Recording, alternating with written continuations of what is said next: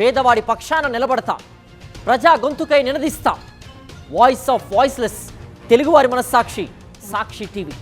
సాక్షి TV ప్రసారాల కోసం మీ స్థానిక cable ఆపరేటర్ను వెంటనే సంప్రదించండి. పటాన్చెరులోని సిగాచి కెమికల్ ఫ్యాక్టరీ ప్రమాదంలో మరణించిన వారి మృతదేహాల కోసం 4 రోజులుగా గాలిస్తున్నారు. కంపెనీ లెక్క ప్రకారం ఇంకా 11 మంది ఆచూకీ తెలియడం లేదని చెబుతున్నారు. దారుణమైన నిర్లక్ష్యం కారణంగా జరిగిన ఈ ప్రమాదంలో మృతి చెందిన వారి కుటుంబాల రోదనలతో ఆసుపత్రి వద్ద హృదయ విదారక పరిస్థితులు కనిపిస్తూ ఉన్నాయి. సిగాచి బల్క్ డ్రగ్ ఫ్యాక్టరీలో మరణించిన వారి సంఖ్య విషయంలో ఇంకా స్పష్టత రాలేదు. సోమవారం నాడు ప్రమాదం జరిగిన గురువారం వరకు అసలు చనిపోయిన కార్మికులు ఎంతమంది అనే విషయంలో స్పష్టత లేదు. ప్రమాదం జరిగినప్పటి నుంచి రెస్క్యూ టీమ్స్ శిథిరాల కింద మృతుల గురించి గాలిస్తూనే ఉన్నాయి.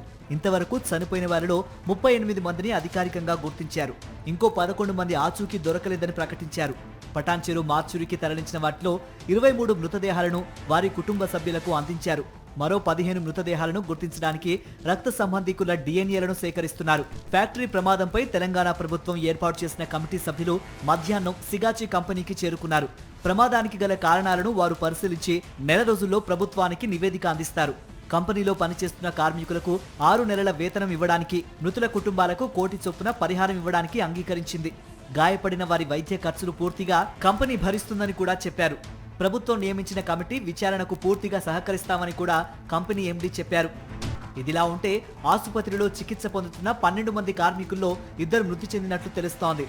ఎన్డీఆర్ఎఫ్ సిబ్బంది కూలిపోయిన భవన శిథిలాలను తొలగించి మరో చోట డంప్ చేస్తున్నారు. శిథిలాల్లో కొన్ని మృతదేహాల కాళ్ళు, చేతులు లభించాయి. మరికొందరి ఐడెంటిటీ కార్డులు కూడా దొరికినట్లు సమాచారం. మరోవైపు తమ కుటుంబ సభ్యుల మృతదేహాలు చూపించమని కంపెనీ వద్ద పలువురి కార్మికుల బంధువులు ఆందోళన చేస్తున్నారు. చనిపోయిన వారిలో 8 మంది కోసం ఇంతవరకు ఎవరూ రాలేదని సమాచారం.